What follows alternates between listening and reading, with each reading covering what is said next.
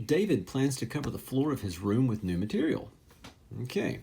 The floor is an isosceles trapezoid. Can we just stop and talk about the fact that David's room is a very weird shape? I think he needs to rethink his room. Anyway, it's an isosceles trapezoid whose bases are 16 feet apart and 16 feet and 26 feet, and the sides are 13 feet in length. What? Okay. This is kind of an older idea. This is the area of a trapezoid, which is something that is not normally covered. I'm going to do this because I'll need it eventually.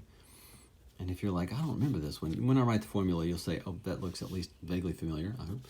Let's put some right angles just because we're going to. 16, 13, and 13.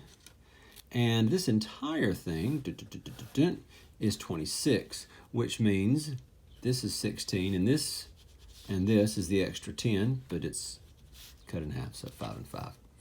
Okay, very common right triangle is 5, this, and 13. So let's very quickly find it. 5 squared plus, we'll call it the height.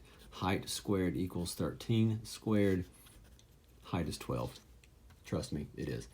So again, very common right triangle is 5, 12, 13. There are some Pythagorean triples that are used a lot.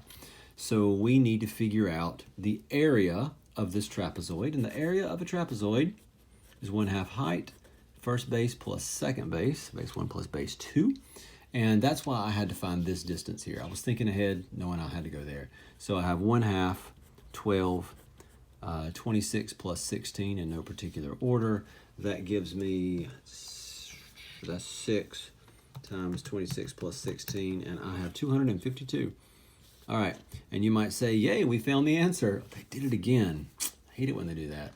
They give you a number that's in the process, but that's not the final answer. That's actually so many square feet.